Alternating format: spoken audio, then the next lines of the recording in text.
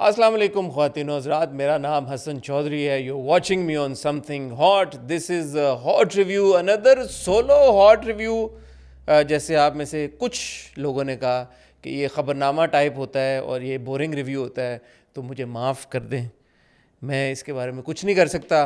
क्योंकि आमना अभी अभी आज कुछ देर पहले न्यूयॉर्क पहुंची है, मेरी बात उनसे हुई है, तो अल्हम्दुलिल्लाह पहली तो खुशी की बात यह है कि वो न्यूयॉर्क पहुंच गए हैं खैर खैरियत से, और उनको बिल्कुल भी कोई भी अल्हम्दुलिल्लाह मुश्किलात का सामना नहीं करना पड़ा। उनकी कराची से भी फ़्लाइट अल्हम्दुलिल्लाह टाइम पे उड़ी, फिर दुबई से भी अल्हम्दुलिल्लाह टाइम पे उड़ी।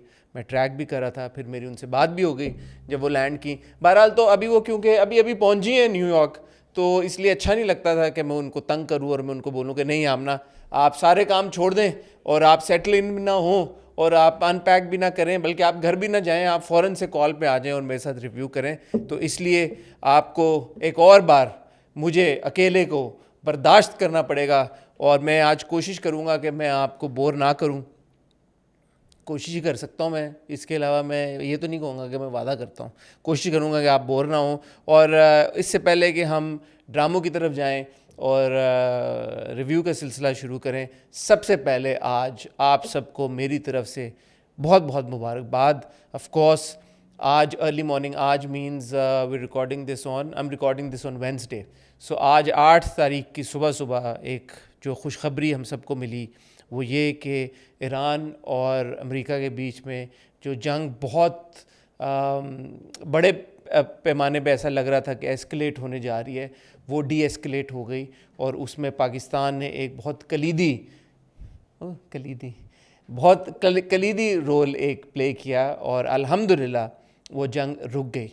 अगर आप लोग फॉलो कर रहे थे ख़बरों को और इस पूरी डेवलपमेंट को, तो कल शाम में, हमारी शाम में, पाकिस्तान की शाम में, विच इज़ ट्यूसडे 7 अप्रैल, तो जो अमरीकी सदर हैं प्रेसिडेंट ट्रंप, उन्होंने एक ट्वीट नहीं किया, उन्होंने, उनका एक प्लेटफॉर्म है ट्रुथ सोशल, वहाँ पे उन्होंने एक पोस्ट की जो कि बहुत सारे दिलों को दहला देने वाली एक पोस्ट थी कि आज रात, यानी कि गुज़श्ता रात, might be the end of a civilization. अब आप इस बात से इस मामले की सीरियसनेस का मेरे ख़्याल में बखूबी अंदाज़ा लगा सकते हैं कि ये बात इतनी सीरियस थी। पूरी दुनिया की नज़रें जमी हुई थी इस डेवलपमेंट के ऊपर। और फिर जब प्राइम मिनिस्टर शहबाज शरीफ साहब ने ट्वीट किया कल रात को, गालिबन I was about to sleep at that time, it was 2 AM।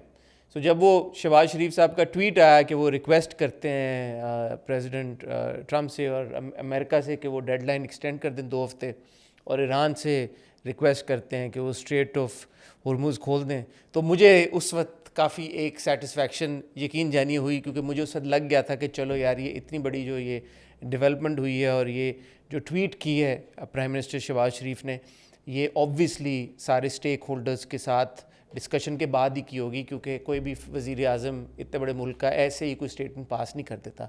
बाद में इस बात के ऊपर बहुत, आई एम सॉरी, थोड़ी सी पॉलिटिकल बात हो रही है, आप में से कुछ लोग शायद इसको माइंड भी करें, लेकिन मेरे ख्याल में ज़्यादातर लोग इस बात को समझेंगे और अप्रीशिएट करेंगे कि ये कितनी बड़ी अचीवमेंट है पाकिस्तान के लिए बिलखुसूस, कि जो जंग होने जा रही थी और जिसके असरात ऑलरेडी हम देख रहे थे, ना सिर्फ पाकिस्तान में, बल्कि उस दिन जब मैंने मिडल ईस्ट की बात की और दुबई की बात की और दीगर मिडल ईस्टर्न ममालिक की बात की, तो वहाँ से मुझे फिर बहुत सारे लोगों के कमेंट्स आए और फीडबैक आया कि जिस तरह के मुश्किल चैलेंजेस से वो लोग गुजर रहे हैं। सो या बट जब वो ये सब कुछ हुआ और वज़ीर आज़म की वो आई ट्वीट, और उसके बाद एक बड़ा हंगामा ये भी बरपा हुआ कि वज़ीर आज़म की जो ट्वीट थी उसके ऊपर लिखा हुआ था draft Pakistan PM statement for x और ऑन एक्स। तो उसके ऊपर जो हमारे दुश्मन अनासिर हैं, जो कि ना सिर्फ बॉर्डर के उस पार हैं, बल्कि मुल्क के अंदर भी बहुत सारे हमारे दुश्मन मौजूद हैं हमारी सफ़ों में, जैसे आपको बखूबी अंदाज़ा होगा, उन्होंने उस बात का एक मुद्दा बना लिया कि जी ये तो किसी ने इनको ड्राफ्ट करके दी है ट्वीट, और ये तो इनको किसी ने लिख के दी है, और ये तो प्री प्लान था, ये वो ऑल ऑफ दैट। तो उसकी भी अब अंडरस्टैंडिंग और क्लैरिफिकेशन मेरे ख्याल में बड़ी हद तक आ गई है, मुझे जहाँ तक पता चला है। और खैर, it is obviously common sense and common knowledge also कि इतने बड़े पैमाने पे जब निगोशिएशंस हो रही होती हैं और जब मुज़ाकरात हो रहे होते हैं तो कोई भी इंसान, कोई भी किसी भी मुल्क का सरबराह ख़ुद से इतनी बड़ी स्टेटमेंट नहीं पास कर देता। वो स्टेटमेंट आप ऑब्वियसली जो रेलेवेंट स्टेक होल्डर्स हैं उनके साथ शेयर करते हैं और फिर आप वो अपने प्लेटफॉर्म से जारी करते हैं। बिलफर्ज अगर ये मान लिया जाए कि वो स्टेटमेंट अगर किसी ने उनको टाइप भी करके दी या उनको लिख के भी दी तो उसके पीछे भी अगर आप जाएं तो बहुत उसकी शाखें निकलती हैं। तो खैर ये एक पॉलिटिकल प्रोग्राम तो है नहीं, मैं इसकी गहराई में नहीं जाऊंगा। It's just been a very happy day and excited day for all of us here in Pakistan. I am sure कि आप भी दुनिया के जिन दूसरे ममालिक में मौजूद हैं और आप originally you're from Pakistan, because हमें और भी नेशनैलिटीज़ के लोग देखते हैं। तो अगर आप पाकिस्तानी हैं तो आई am sure you would also have felt really proud today कि इतनी बड़ी जो एक जंग होने जा रही थी पाकिस्तान ने उसमें एक बहुत इंपॉर्टेंट रोल प्ले किया उसको डी एस्केलेट करने में। इसकी अगर आप आज, मेरा फॉर्मर एम्प्लॉयर है मेरे, द एक्सप्रेस ट्रिब्यून अखबार जहाँ पे मैंने काफ़ी साल काम किया, उनकी आज हेडलाइन थी वो वायरल हुई और पूरी दुनिया में लोगों ने उसको शेयर किया, अप्रिशिएट किया कि Pakistan saves a civilization, something along those lines. तो वो वही बात कि जो सदर ट्रंप ने पोस्ट लगाई थी कि आज शायद एक सिविलाइजेशन को वाइप आउट कर दिया जाए। पाकिस्तान ने अपने रोल प्ले करके और अमन की बात करके और मीडिएट करके और अमेरिका और ईरान के बीच में एक पुल का जो एक किरदार अदा किया, उसकी बदौलत वो जंग रुकी। तो ज़ाहिर सी बात है हमने, पाकिस्तान ने, हम सब ने मिल के अल्हम्दुलिल्लाह, चले हमने तो नहीं लेकिन हमारी हुकूमत ने और जो लोग उस पर काम कर रहे थे उन्होंने एक सिविलाइजेशन को बचाया। बट हम भी क्रेडिट लेंगे उसका, यार हमारे लोग हैं, हमारा मुल्क है। So it's just overall been a happy day. इसके अलावा हॉट बाइट्स के एक दो टॉपिक्स इकट्ठे हुए हैं। आमना के बगैर मज़ा नहीं आता हॉट बाइट्स के टॉपिक के ऊपर बात करने का। ये तो खैर आज एक इतनी बड़ी डेवलपमेंट हुई, इसके बारे में ऐसा हो नहीं सकता था कि बात ना करें। लेकिन आमना एक बार इंशाल्लाह जब न्यूयॉर्क में सेटल हो जाएंगी तो फिर उनके साथ एक वीडियो मुझे उम्मीद है कि हम रिकॉर्ड करेंगे अगले एक दो दिनों में, जिसमें हम जो हॉट बाइट्स के टॉपिक इकट्ठे हुए हैं उसके ऊपर भी बात करें। आमना जब जा रही थी मैंने आपको बताया था कि चौधरी साहब जो हैं वो कोशिश कर रहे हैं कुछ इंटरव्यूज़ करने की। तो सो फार होपफुली इंशाल्लाह over the weekend I will be doing 2 interviews. अभी मैं रिवील नहीं करूँगा, ना मैं डिस्क्लोज़ करूँगा कि मैं किन का इंटरव्यू करने जा रहा हूँ, बिकॉज आपको भी पता है कि लास्ट मिनट पे भी रीस्केड्यूल हो जाती हैं चीज़ें। बट आई एम होपफुल कि ये दोनों इंटरव्यूज़ हो जाएंगे और दोनों मुझे लगता है कि इंटरेस्टिंग इंटरव्यूज़ हैं। तो over the course of the weekend, आज आप ये देख रहे हैं रिव्यू हमारा थर्सडे को, तो सैटरडे और संडे को मुझे उम्मीद है कि एटलीस्ट इंशाल्लाह आप एक इंटरव्यू देखेंगे जो मैं करने जा रहा हूँ। और फिर उसके बाद मुझे पूरी उम्मीद है कि इंशाल्लाह मंडे को भी आप एक इंटरव्यू देखेंगे। तो Sunday and Monday both days I am hopeful इंशाल्लाह that I will be bringing for you 2 interviews with 2 obviously different celebrities which I am excited for। तो आप बताइएगा अपना फीडबैक उन इंटरव्यूज़ के ऊपर। फ़िलहाल आप ये देख रहे हैं थर्सडे को रिव्यू। और हाँ, ऑफ कोर्स सैटरडे को मैं और आमना आपके साथ हॉट बाइट्स भी तो करेंगे। Oh great. तो सैटरडे को रिव्यू आपको मिलेगा, बिकॉज फ्राइडे इंशाल्लाह Aamna and I will record the episodes जो वेडनेसडे थर्सडे को आती हैं। सो एक और पाकीज़ा, मोअम्मा और शरपसंद को रिप्लेस करने जा रहा है मिर्ज़ा की हीर। इन 3 ड्रामों की एपिसोड्स के ऊपर जो हमारा रिव्यू है वो इंशाल्लाह सैटरडे को आएगा। वो इंशाल्लाह मुझे पूरी उम्मीद है आमना के साथ ही आएगा। और फिर उसके बाद संडे को आप इंशाल्लाह एक इंटरव्यू देखेंगे और होपफुली इंशाल्लाह मंडे को भी आप एक इंटरव्यू देखेंगे। अल्लाह खैर करे। ठीक हो गया। आज बहरहाल ख़वातीन और हज़रात आपकी खिदमत में मैं हाजिर हुआ हूँ मंडे ट्यूसडे के ड्रामे लेके। मंडे ट्यूसडे के ड्रामों में आता है जी कफ़ील की 2 एपिसोड्स आई इस हफ्ते। उसके अलावा 2 एपिसोड्स आई सिर्फ शबाना की, और उसके अलावा 2 एपिसोड्स आई मेरे, आपके, हम सब के बहुत ही पसंदीदा ड्रामे ग़ुलाम बादशाह सुंदरी की, जिसमें चीज़ें बहुत तेज़ी से ऐसे लग रहा है आगे बढ़ रही हैं। तो ये 3 ड्रामे, और इन 3 ड्रामों के बारे में हाँ काफ़ी कुछ है बात करने के लिए। और मैं कोशिश करूँगा कि बीच में जो आपका फीडबैक आया इन ड्रामों के ऊपर हमारे चैनल के ऊपर, और ना सिर्फ हमारे चैनल के ऊपर बल्कि जो उनके रिस्पेक्टिव टीवी चैनल्स के यूट्यूब चैनल्स हैं उसके ऊपर भी जो फीडबैक आ रहे हैं इन ड्रामों के ऊपर, कोशिश करेंगे कि उसको भी आज के रिव्यू में इनकॉर्पोरेट करें। और यासीन हम ब्रेक लेते हैं इसमें या नहीं लेते? सोलो रिव्यू में लेते हैं हम? यासीन है ना बैठा हुआ, तो यासीन लेते हैं। तो यासीन ने कहा कि हम ब्रेक ले लें, तो एक छोटी सी टाइल ब्रेक लेते हैं। टाइल ब्रेक से जब वापस आएंगे तो मुझे उम्मीद है कि आज की मेरी जो एनर्जी होगी उसको आप इंजॉय करेंगे। और हालांकि प्रेशर मेरे ऊपर बहुत है, गुलाम बादशाह सुंदरी को अकेले रिव्यू करना हो, लेकिन कोशिश करेंगे कि आज का रिव्यू आप इंजॉय करें। कहीं जाएगा मत, मैं अकेला आपको मिलूंगा एक छोटी सी टाइल ब्रेक के बाद। जी सिर्फ शबाना से शुरू करते हैं। इश्क से भर गया। बात ये है, हक सच की बात है, सिर्फ शबाना को मैं एंजॉय कर रहा हूँ। मैंने इस हफ्ते भी ये जो 2 एपिसोड्स थी उनको एंजॉय किया, और उन 2 एपिसोड्स को एंजॉय करने का जो प्राइमरी रीज़न मेरे लिए था वो ये था कि जिस तरह से शबाना और बिलाल बावले का जो रिलेशनशिप ग्रो किया या जिस तरह से वो मूव फॉरवर्ड किया, वो मुझे बहुत एंडेयरिंग लगा। आई थिंक आजकल the word of every review is endearing. In fact endearing का लफ्ज़ हमने पहले भी जो इस्तेमाल किया है वो दुराब के कैरेक्टर के लिए किया, दुराब की परफॉर्मेंस के लिए किया, but yet again I think जो वो it's not so much as the proposal, जो वो प्रपोजल हुआ, मंगनी हुई, सब कुछ हुआ, उसके बाद एक सीन था, आपको याद होगा, जब बावला बाइक पे होता है और उसकी मुलाकात हो जाती है शबाना से, एंड वो कहता है कि मुझे कॉल कर लेना, 2 बार आई लव यू बोल देना। आज मुझे कॉल करके 2-3 दफा आई लव यू बोल देना। क्या? क्योंकि अम्मा शक करती है, अम्मा को लगता है कि तुमने मुझे फंसा लिया है, ये वो। और उसके बाद वो कहती है चलो ठीक है पिक्चर खींच लेते हैं।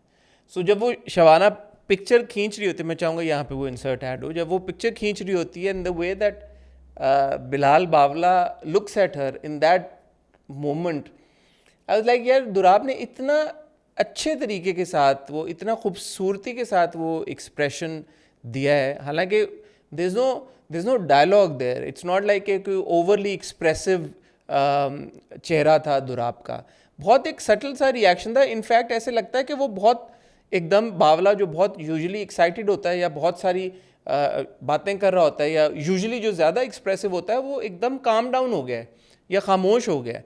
बट उस खामोश होने में एक खूबसूरत इमोशन था जो पता नहीं आपने महसूस किया या नहीं महसूस किया, लेकिन मैंने बड़े स्ट्रांगली वो महसूस किया, and I really loved it. And वो फिर उसका वो जो चेहरा है, वो जो तासुरात हैं वो वैसे ही रहते हैं। शबाना चली जाती है और उसका बाप आ जाता है, और बाप जब उसको देखता है and suddenly you realize that Bilal is now a changed person. जो वो बाप की वेस्ट कोट और बाप का कुर्ता पहन के घर से निकला और उसको लगा कि अब वो बाप बन गया है, मतलब एज इन अपने बाप के अपने वालिद की तरह हो गया है। That's not it. वो एक्चुअली अब जो कहते हैं ना कि यार जब आपकी शादी होती है या होने वाली होती है, जब आपकी ज़िंदगी में कोई लड़की आ जाती है, जो माँ बाप यूजुअली हम ड्रामों में भी देखते हैं कि एक पेट डायलॉग होता है कि यार वो लड़की आएगी इसको सुधार देगी, तो वो लड़की अभी उसकी ज़िंदगी में एंटर ही हुई है और ऐसा लग रहा है कि बावला सुधरने जा रहा है। वो मुझे बहुत बहुत अच्छा लगा, और क्योंकि ये मुझे सब चीज़ें बहुत अच्छी लग रही थी, मुझे जो प्रपोज़ल था शबाना का, उसके ऊपर जो बावले का रिएक्शन था, वो मुझे बहुत क्यूट लगा। मुझसे शादी कर लो तुम। है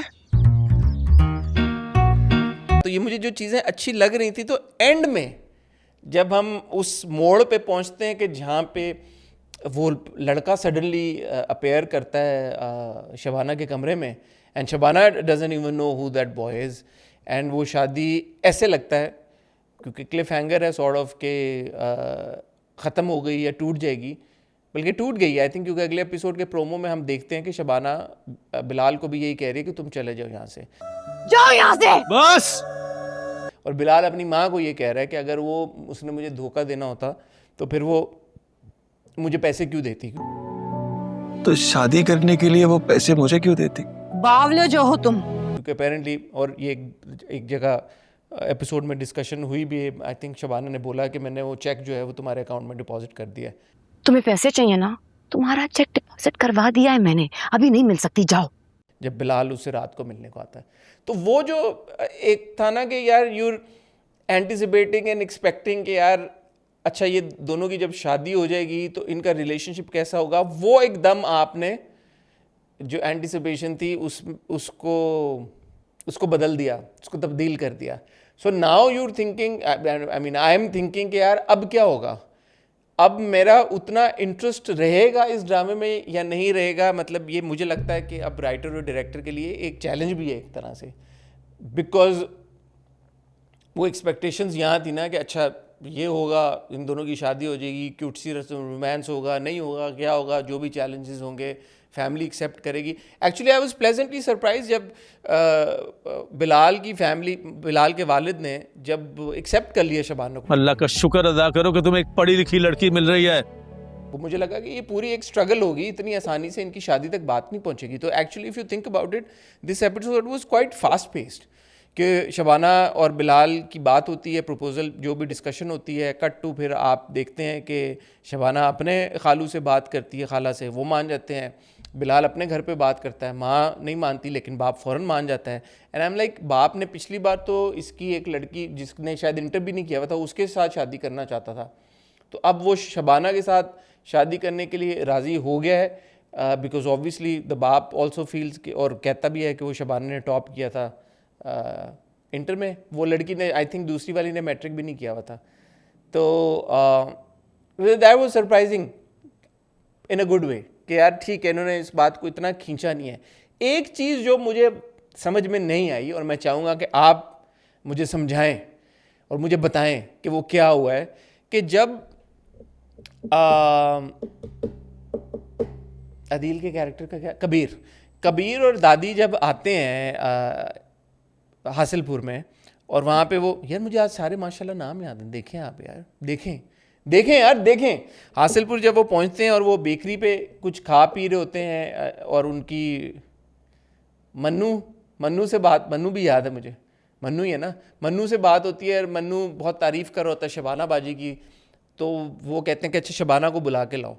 शबाना जब आती है तो कबीर उसको फ़ौरन से ना सिर्फ पहचान जाता है बल्कि उससे ऐसे बात करता है कि भाई मैंने, आप remember you and I spoke on the phone, और जो ये सारे मेरी आपसे फोन पे बात हुई थी. मुझसे?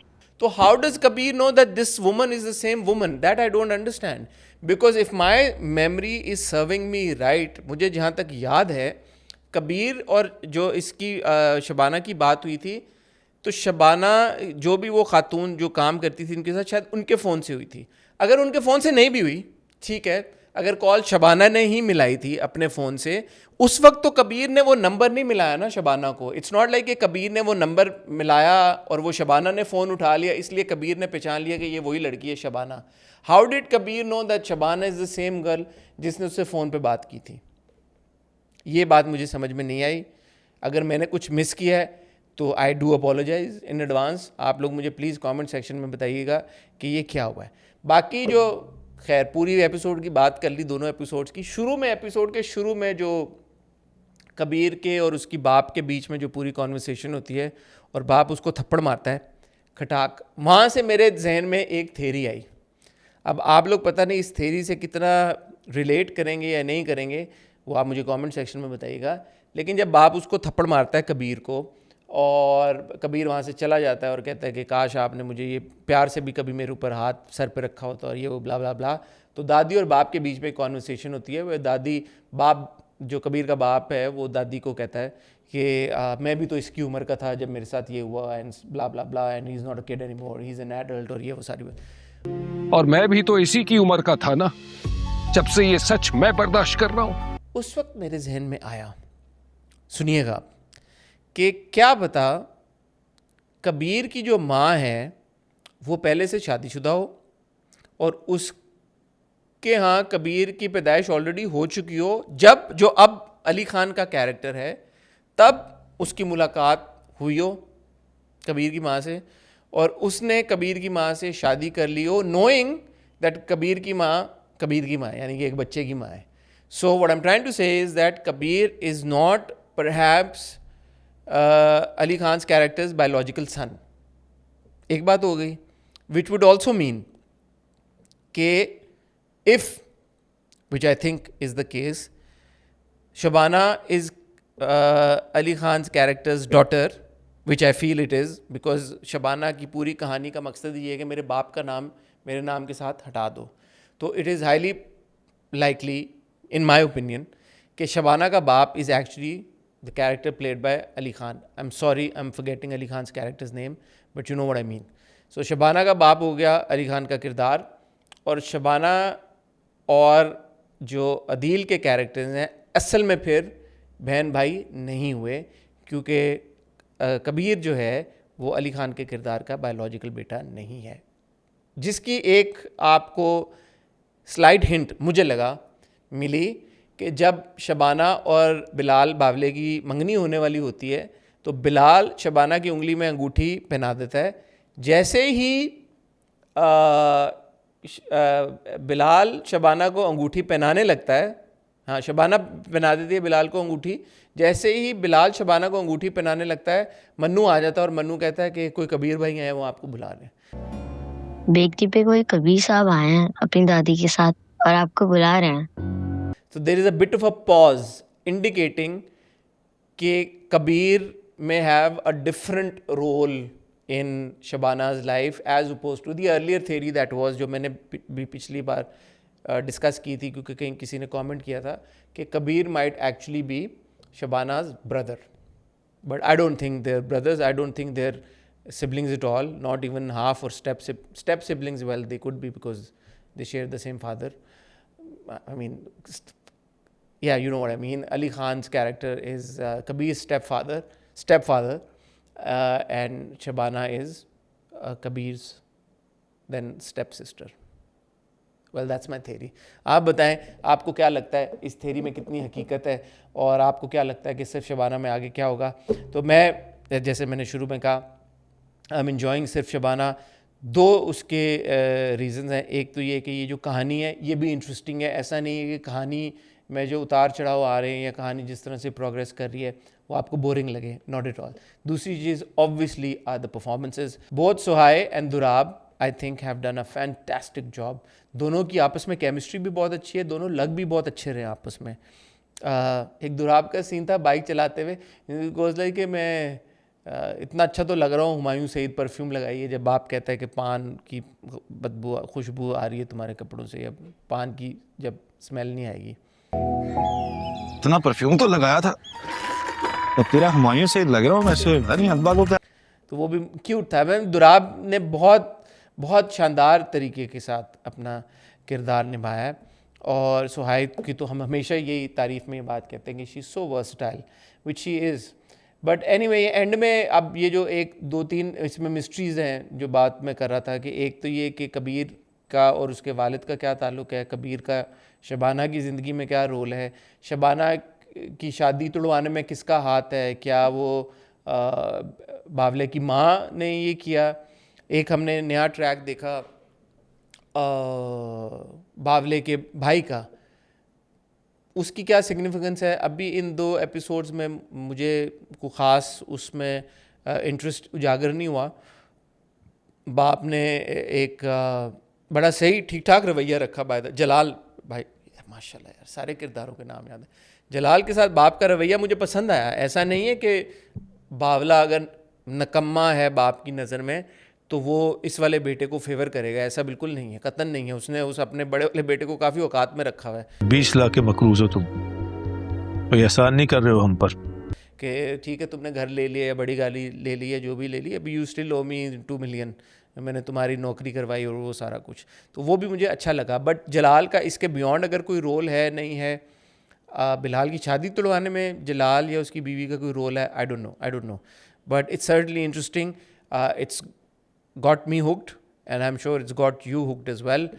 कमेंट्स देखें या आगे बढ़ें? मेरे ख्याल में आगे बढ़ते हैं यार, फिर आप लोग बोर हो जाते हैं। आप लोग कहते हैं कि फ़ोन खोल के बैठ जाता है ये, कमेंट्स देखता रहता है, हमसे बात नहीं करता और बोरिंग हो जाता है। चलें ठीक है, कमेंट्स नहीं पढ़ते, आगे बढ़ते हैं। कफील कुछ तो भूल कफील की ये दो बहुत इंपॉर्टेंट एपिसोड्स इसलिए थी क्योंकि आप में से बहुत सारे लोगों को ये शायद शक था कि ज़ेबा जामी के पास वापस चली जाएगी। मेरे ख्याल में इन 2 एपिसोड्स में ये बात खुलकर सामने आ गई है कि ऐसा तो नहीं होगा, specially after seeing Subuk's reaction. So when Subuk finds out कि माँ ने बाप को बुलाया शादी में और उसकी वजह यही बनी कि माँ ने ये फ़ैसला किया है वो खुला कर नोटिस वापस ले लेगी। तो माँ की और जो सुबुक की पहले कॉन्वर्सेशन होती है, अगेन यार Ashir has done a brilliant job, that young boy is so talented माशाल्लाह, kudos to him, fantastic performance, because if you got Sanam Saeed in front of you, can't be easy, and Sanam as well, like Zeba के साथ जो आप ज़ेबा की तरफ जो आप emotion feel करते हैं, माइंड यू बीच में आई थिंक एक फेज़ आया था जहाँ पे हम भी और शायद आप भी कुछ फ्रस्ट्रेट हुए थे ज़ेबा के एक्शंस को लेके, लेकिन despite that frustration that we may have felt a few episodes ago, मेरा नहीं ख्याल आपका या मेरा या किसी का भी ज़ेबा के किरदार में इंटरेस्ट ख़त्म हो गया या ज़ेबा की तरफ एम्पैथी ख़त्म हो गई है। We are still very much empathetic towards Zeba, and that I think is a mark of not just good writing and direction but also very good performance. Sanam deserves a lot of credit for that, because usually जो जिन characters को देख के हम frustrated हो जाते हैं उनकी तरफ हमारी empathy भी ख़त्म, empathy क्या sympathy भी ख़त्म हो जाती है, बस ज़ेबा की तरफ एटलीस्ट मैं अभी तक empathetic हूँ, एंड जो मैं आपका फीडबैक देखता हूँ कमेंट सेक्शन में, उससे आप भी काफ़ी ज़ेबा की तरफ स्टिल एक वो फील करते हैं emotional connection, which is good. Anyway, so that entire conversation and Subuk की बात से आपको एहसास होता है कि perhaps this decision that Zeba is taking कि यार I want to go back to Jami because एक बेटी की शादी की और वो बड़ा मुश्किल था और 2 बेटियां और हैं और सारा कुछ, it's not worth it, it's not worth it, क्योंकि अगर आप अपने बच्चों की खातिर ये करने जा रहे हो तो बच्चे तो इस करंट सिनेरियो में ज़्यादा खुश हैं, बच्चे इन हालात में खुश हैं, बच्चे नहीं चाहते कि यार हम वापस उस घर में जाएं। घर में ये अच्छी जिंदगी थी, हम सब खुश हैं, है ना। और अगर आप गिल्ट में करने जा रहे हो, अगर आप गिल्ट में करने जा रहे हो क्योंकि जो आपका ओल्ड फ्लेम है या एक पॉइंट पे जिससे आप, मैं तो ये तो नहीं कहूँगा बहुत मोहब्बत करते थे, क्योंकि इतना टाइम तो शायद जामी वन मैं कह रहा हूँ जमाल को, तो इतना टाइम तो शायद जमाल को और ज़ेबा को मिला ही नहीं कि उनकी कोई बहुत मोहब्बत हो, लेकिन क्योंकि अब वो जमाल वापस आ गया आपकी ज़िंदगी में at one point, who you thought you'd end up marrying, तो आप इतना गिल्टी फील कर रहे हो कि उस गिल्ट में आप वापस उस गड्ढे में अपने आप को फेंकने जा रहे हो जिससे आप बड़ी मुश्किलों से बाहर निकले हो। ना सिर्फ आप खुद निकले हो बाहर, बल्कि अपने बच्चों को साथ खींच के आपने बाहर निकाला है, तो वो भी obviously is not worth it and not the right move. So either way Zeba का वापस जामी इस अपने मियाँ अब फॉर्मर मियाँ नहीं हुआ, तलाक नहीं हुई, अपने मियाँ जामी के पास जाना, तो लॉजिकली उसकी तो कोई एक्सप्लेनेशन और सेंस नहीं बनती। और इन 2 एपिसोड्स में मेरे ख्याल में यही बताने और दिखाने की कोशिश की गई है कि शायद उन व्यूअर्स को जिनको लग रहा था कि भाई नहीं यार ये कहीं ऐसा तो नहीं है कि ज़ेबा जामी के पास वापस चली जाएगी, उनके भी दिमाग में ये सारी बातें आएँ कि यार गेटिंग आउट ऑफ दैट खड्डा जिसकी मैं बात कर रहा हूँ, it's not that easy, it's not, मतलब even towards the end of the episode जब ज़ेबा अपनी दोस्त के घर जाती है, Sumera I believe is the name, अगर ये नाम मैंने सही ले लिया ना तो माशाल्लाह बोलते हैं, क्योंकि आज देखें मुझे सारे किरदारों के नाम अल्हम्दुलिल्लाह याद हैं।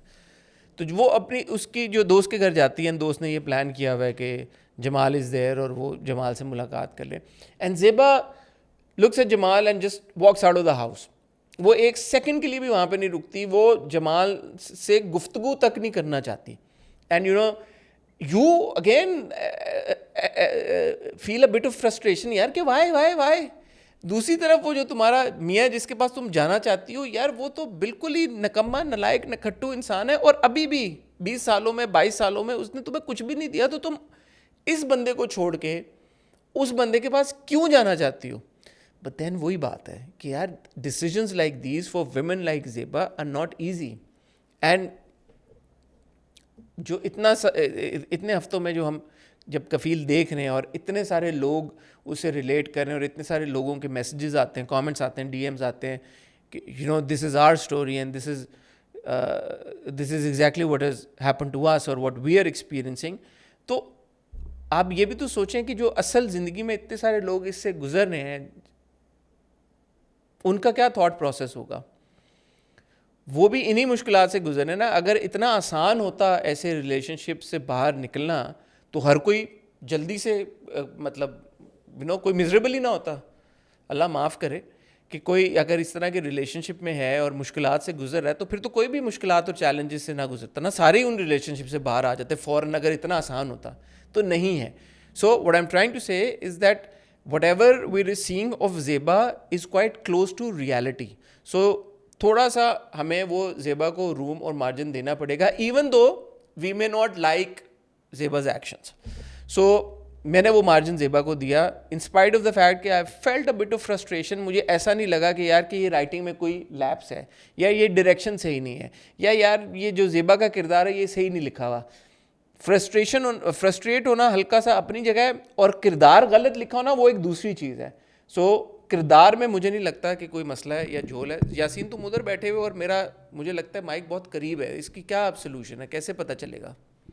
क्योंकि एक आध बार तो ये मेरे चिन को भी लगा है, तो ये आवाज़ फटेगी ना? नहीं फटेगी, कैसे पता चलेगा तुम्हें? अभी तो ये देखें ना, यासीन ख्वातीन हज़रात इस वक्त अटेंशन नहीं पे कर रहा, उसने कानों में हेडफोन्स नहीं लगाए हुए, उसको पता नहीं चल रहा कि मेरी लाल पे सही आवाज़, ठीक है यार, सही आ रही होगी बात। एनीवे मोशन टूट गया सारा, क्योंकि मुझे लगा कि शायद मैं इमोशनल हो गया और ज़ोर से बात कर रहा हूँ, तो ये ना हो आपके कानों के पर्दे फट जाएं। पिछली बार आपने कहा बोरिंग था, इस बार आप ये ना बोलेंगे यार मेरे कानों के पर्दे फाड़ दिए इसने, क्या करूँ यार, आपसे डर के रहता हूँ मैं। Anyway so yeah, close to reality, no problem. I think the writing and direction as far as Zeba's character is going, and the arc that we're seeing of Zeba's character, I think is pretty much okay. Now, जो इस episode में एक चीज़ हुई, पहले तो एक scene की तरफ आ जाते हैं, जो कि आशिर और इमाद के बीच में एक सीन था। मुझे वो सीन बड़ा अच्छा लगा 2-3 वजूहात की बिना पे। एक तो ऑब्वियसली आशिर ने अगेन ही नेल्ड दैट सीन। सुबुक के जो इमोशंस थे, सुबुक की जो दिल के अंदर की बातें थीं, जिस तरह से आशिर ने उनको कन्वे किया, दैट वाज फैंटास्टिक। एक डायलॉग बड़ा खूबसूरत था, आई मीन खूबसूरत उस सेंस में नहीं, बट एक आपको सोचने पे मजबूर कर देता है, जब जामी सुबुक को कहता है कि कितने तुम बेगैरत बेटे हो कि तुम अपने बाप के पास आए हो ये कहने के लिए कि वो तुम्हारी माँ को तलाक देते। तो कहता है कि ये बेगैरत बेटा अपने माँ के लिए और तो कुछ नहीं कर सका, तो शायद ये तलाक ही, मतलब समथिंग अलॉन्ग दोज लाइंस, कि बेगैरत बेटा अपनी माँ के लिए और तो कुछ नहीं कर सका, शायद तलाक ले कि उसको आज़ाद करा दे, in something along those lines. बेगैरत बेटा अपने बाप से अपनी माँ के लिए इज्जत तो ले नहीं सकता, एहतराम सुकून तो ले नहीं सकता, तो मैंने सोचा तलाक ही ले लूँ। तो वो दैट हिट्स यू कि यार एक बेबस बच्चा ही है ना, कितने सालों का होगा, 23-24 साल का होगा ज़्यादा से ज़्यादा। उसने क्या नहीं देखा अपनी ज़िंदगी में इन 23-24 सालों में, और अब उसकी ज़िंदगी का वाहिद मकसद ये है कि इवन दो ये उसका बाप है, लेकिन माँ जिस ट्रैप में है उस माँ को किसी तरह से उस ट्रैप से निकाल ले। तो Ashir and even Imad, I think both did a fantastic job there, but what I really liked in that moment was the camera work. So when you're seeing Imad's close up and then you see Ashir's close shot, उसमें obviously मतलब technically Ashir Imad को तो नहीं देख रहा ना, आगे camera लगा हुआ है। So Ashir is just looking in the camera and saying those lines. And similarly, जब आप इमाद का क्लोज शॉट देखते हैं तो it's not like Imad is actually having a conversation with Ashir, because सामने तो कैमरा पड़ा हुआ है, तो Imad is actually looking in the camera and saying those lines. So for an actor, if you think about it for a second, जैसे मैं आपसे अभी ये बात करूँ, आप असल में तो मेरे सामने नहीं बैठे हुए ना, मैं तो कैमरे में देख के बात कर रहा हूँ। कैमरे में देख के बात करना तो बहुत ही चलें एक चीज़ है, उसके मुकाबले में कैमरे में देख के एक्टिंग करना, इमोशन लेके आना, अपनी आंखों में आंसू लेके आना या आंखों में चमक लेके आना, आंखों से इमोट करना, चेहरे में वो एक्सप्रेशन लेके आना, आपकी जो वोकल रेंज है उसको कंट्रोल में रखना, क्योंकि आपको जो भी क्यूज़ आगे से मिल रही होंगी वो या डायरेक्टर दे रहा होगा या एडी दे रहा होगा, लेकिन आप उसको आगे से जब रिएक्ट कर रहे हैं, जो अगर आशिर रिएक्ट कर रहा है तो इमाद के डायलॉग्स को जिस तरह से रिएक्ट कर रहा है, या अगर इमाद रिएक्ट कर रहे हैं आशिर के डायलॉग्स को तो जैसे इमाद रिएक्ट कर रहे हैं, you know, it was very interesting to see. And then if you see कि एक उनका close shot था इस तरह से, फिर एक उनका long shot था. Long shot में actually Ashir and Imad are sitting together. And then there was a third shot. In the third shot, the camera was placed here. Like, so if Ashir is sitting here, the camera is here. You know, थोड़ा सा नीचे करके. So it was all very interesting. So जब मैंने वो sequence देखा तो मुझे थोड़ी सी अप्रिसिएशन मीसम के लिए भी जागी. यार at the end of the day directors, and आजकल ये कॉन्वर्सेशन हम ज़्यादा इसलिए भी कर रहे हैं बिकॉज डॉक्टर बहू के shots are very aesthetically taken. तो अच्छा लगता है जब डायरेक्टर्स अपनी इनपुट डालते हैं, और जब एक व्यूवर जो कि आम तौर पे हम बड़ी मेरे ख्याल में सतही तौर पे ड्रामों की बात कर रहे होते हैं, या अगर हम डीप जाते भी हैं तो वो कहानियों को लेके जाते हैं. टेक्निकल एस्पेक्ट की अब ये बात होना शुरू हो गई है, शॉर्ट डिवीज़न की या शॉर्ट्स जिस तरह से लिए जा रहे हैं उसकी बात होना शुरू हो गई है. तो मुझे ये अच्छा लग रहा है, एंड आई थिंक कि इस बात को भी इनकरेज करना चाहिए कि ड्रामों में भी obviously there is a lot of room and there is a lot of margin कि यार आप उसको जो शूट करने का तरीका है उसको भी बेहतर से बेहतर बना सकते हैं. एनीवे, सो वो जो डेवलपमेंट हुई, और वो सुबुक जो है अपने बाप के पास पेपर्स छोड़ के चला जाता है, कहता है कि अगर आप साइन कर देंगे तो ज़्यादा अच्छी बात है, हमारा काम आसान हो जाएगा, वरना खुला तो वैसे भी हो जाएगी. तो फिर भी यार बाप की बगैरती चेक करें. वो कहता है कि जाते जाते को वो दूध वाले को पैसे दे देना, नीचे दूध वाले का बिल भर के जाना. वो कहता है मैंने दूध वाले को भी पैसे दे दिए हैं, मैं गोश्त वाले को भी दे दूंगा, मैं सब्ज़ी वाले को दे दूंगा, बिजली का बिल भी दे दूंगा, बस मेरी माँ की जान छोड़ दो. सब्जी वाले को भी, गोश्त वाले को भी, परचून वाले को भी, सबको पैसे देता रहूँगा, आपके सारे काम करता रहूँगा. एंड मुझे ऐसा लगा कि इन दैट मोमेंट जामी एक सेकंड के लिए सोचता है, और मुझे ऐसा लगा may be is thinking it's not a bad deal at all. लेकिन इन दो किस्तों में जो सबसे बड़ा सवाल मेरे ख्याल में उठा, और अगेन जिसने मुझे सोचने पे मजबूर किया, वो ये था कि क्या 27, 28, 29, 30 किस्तों के बाद जामी को वाइट वॉश करने की कोशिश की जा रही है. जब जामी की बहन जो वापस आ गई अमेरिका से, उसके साथ एक पूरी जो कॉन्वर्सेशन होती है जिसमें जामी ये कहता है कि भाई आप लोगों जो अब मुझे ब्लेम कर रही हो कि मैं काम नहीं करता, या मैं कारोबार नहीं कर सका, या मैं पैसे नहीं कमा सका, तो मुझे तो कभी आया नहीं पैसे कमाना.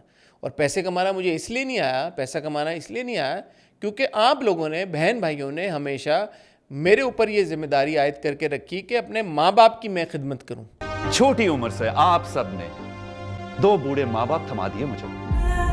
तो जब आपने मुझे हमारे माँ बाप के पीछे लगा दिया, उनकी खिदमत करने के लिए मुतय्यन कर दिया, और मेरी ये जिम्मेदारी बना दी कि यार मैं अपने माँ बाप का ख्याल करूं, जो कि कोई मुलाजिम भी शायद कर सकता था, या आप लोग भी बारी बारी कर सकते थे. तो then what was I suppose to do? मैंने तो पैसे कभी कमाए नहीं. आपने बोला हम पैसे भेज देंगे, तुम्हारा भी उससे खर्चा पूरा हो जाएगा और अम्मा अब्बा का भी खर्चा पूरा हो जाएगा. तो मैंने तो पैसे खर्च किए हमेशा. Now again in another drama I would have not been okay with this कि यार ये जिस तरह से आप जामी को एंड में आके एक रीज़न दे रहे हो कि यार वो इस या बैक स्टोरी दे रहे हो कि यार वो जो जैसा है बुरा है वो इस वजह से है, तो that is not on. But hear me out, here I don't think that applies because since day one आपने जामी को पॉजिटिव लाइट में नहीं देखा. आपने, डायरेक्टर ने, राइटर ने ये इंश्योर किया, and the actor, huge shout out to Imad as well, आपने जामी को किसी एक मोमेंट पे भी ना उसको ग्लैमराइज होते हुए देखा, ना उसको इस लाइट में देखा कि जामी जो भी कर रहा है वो सही कर रहा है. फ्रॉम डे वन, जो चैप्टर 1 था, फिर chapter 2, now the current, this is chapter 2 right. Current scenario में नॉट अ सिंगल मोमेंट ना आपने जामी का बच्चों की तरफ कोई प्यार का इमोशन या एक्सप्रेशन देखा. इवन तो जब इन 2 एपिसोड में वो शादी पे जाता है, there so much to talk about Kafeel यार. शादी पे जब वो जाता है जवेरिया की, जवेरिया के सर पे हाथ फेरता है या दूसरे बच्चों से मिलता है और बच्चों का जिस तरह उसकी तरफ कोल्ड रिएक्शन होता है, फैमिली की तस्वीरें हो रही होती हैं, जामी खुद से मुंह उठा के चला जाता है बीच में, फिर भी उसको वहाँ पे कोई घास नहीं डालता, फिर वो इवेंचुअली स्टेज से नीचे उतर आता है, फिर जब जवेरिया की रुखसती हो रही होती है तब भी जामी को कोई नहीं पूछता और जामी खुद ही जो है उसके सर पे हाथ फेरा। तो it's not like he is living his best life. जिस तरह से उसको दिखाया गया है कि वो अपनी बेटियों के पैसे चोरी कर रहा है, बेटे के पैसे चोरी कर रहा है, बीवी के पैसे मार रहा है, खर्चे पानी के लिए उसके पास कुछ नहीं है, अभी भी घर के जो हालात हैं। So you have had zero sympathy और empathy for Jami. So in that scenario when you give a back story और when you give a reason कि why this character could have been why this character is the way that he is, I think is justified, it's okay, because it's not changing my perception of that character. You know what I'm saying? You understand what I'm trying to say? ऐसा नहीं है कि जामी के ये बात करने की वजह से मैं अब ये समझने लग गया हूँ कि जामी के एक्शन सही थे। जामी ने जो जो अभी तक किया और जो जो हमने देखा वो मेरे जहन में अभी भी गलत ही है। मुझे सिर्फ उसका रीज़न मिल गया, और रीज़न मिलना और उन एक्शंस को जस्टिफाई करना ये दो मुख्तलिफ चीज़ें हैं। रीज़न तो आपको हो सकता है, और जामी ने माइंड यू बहुत बुरा किया, ऐसी ऐसी चीज़ें की, ऐसी ऐसी हरकतें की जिस वजह से उसकी शादी टूट गई और उसके रिपरकशंस उसने फेस किए, उसकी पनिशमेंट वो साथ साथ सहता आया। ही is not had the best life. I am sure अगर आप जामी को भी बिठाएं, आज एक पॉडकास्ट में करूं और इधर मैं बैठा हूं, उधर जामी बैठा हुआ, और जामी से अगर मैं पूछूं कि जामी अपने दिल पे हाथ रख के सिद्ध के दिल से ये बताओ कि क्या तुमने एक भरपूर ज़िंदगी गुजारी है, are you happy with the life that you live, तो वो यही बोलेगा नहीं यार, अगर सच बोलेगा तो। I don't think he is led a happy life. So if he is not led a happy life, if he is not lived a happy life, तो फिर ये जो अब डिस्कशन हो रही है कि यार जामी ऐसा क्यों है, I think that is okay, that is fine. आपका इस बारे में क्या ओपिनियन है कमेंट सेक्शन में ज़रूर शेयर कीजिएगा। अगले एपिसोड के प्रोमो में हमने देखा, एक डायलॉग मैंने सुना कि ज़ेबा ने बोला कि अब हम कल हेयरिंग है, कल पता नहीं क्या फैसला होगा, पता नहीं क्या हो। और फिर उसके बाद गालिबन जज साहिबा बैठी हुई थी और उन्होंने बोला कि 20 साल बाद ये रीज़न देना है कि शौहर कफ़ालत नहीं करता इज़ नॉट गुड इनफ। 24 साल की शादी को इस बुनियाद पर तोड़ देना कि किफ़ालत नहीं करता, मुझे मजबूत नहीं लग रहा। ये इंटरेस्टिंग है क्योंकि again I don't understand the legality of all of this, लेकिन अगर खुला का केस फाइल हो गया और सुबुक ने ये बोला कि अगर आप साइन नहीं भी करेंगे तो फिर भी खुला हो जाएगी, तो क्योंकि मैं लॉयर नहीं हूँ, आप में से बहुत सारे लोग लॉयर्स हैं, तो क्या खुला ऑटोमेटिकली हो नहीं जानी थी? हेयरिंग क्यों हो रही है? क्या इसमें भी कुछ लीगली कुछ एक ऐसा कुछ रूम होता है कि जहाँ पे अगर औरत खुला लेना अगर चाहे भी तो जज ये फैसला करता है कि खुला होगी या नहीं होगी? अगर आपको ये बात पता है, अगर आप लॉयर हैं, तो प्लीज़ कमेंट सेक्शन में ये क्लियर करें ये बात। दूसरी बात ये है कि जज का ये कहना कि अगर एक शौहर कफ़ालत नहीं करता और 20 साल बाद तुम तलाक ले रही हो, तो उस बारे में भी मुझे ख्याल आया कि यार ये स्टेटमेंट का क्या है, but too soon now to speak about this. अगले हफ्ते जब वो 2 एपिसोड्स आ जाएंगी इंशाल्लाह, आमना ने भी हमें ज्वाइन कर लिया होगा तब तक, तो फिर इन 2 एक साथ के बारे में तब हम बात आने वाली इन 2 चीज़ों के बारे में अगले हफ्ते भी बात करेंगे। जवेरिया का एक क्यूट सा मोमेंट होता है, वो आती है घर पे और उसकी मुलाकात होती है अपनी माँ से, माँ बड़ा खुश होती है, मुझे भी खुशी हुई है यार कि चलो Javeria is living a happy life now. उसके बाद माँ देखती है कि गाड़ी में जिस तरह से जवेरिया का मियाँ उसको बिठाता है और दरवाज़ा खोलता है और उसका दुपट्टा ऊपर करता है और फिर शॉपिंग पे लेके गया और वो सब कुछ, तो ये अच्छी चीज़ थी कि यार Javeria is at least like well settled now, so at least Javeria had a happy ending. Daneen और सुबुक, यार so much talk about Kafeel. Daneen और सुबुक का बहुत क्यूट सीन था शादी पे जवेरिया की, जब दनीन सुबुक को कहती है कि सुनिए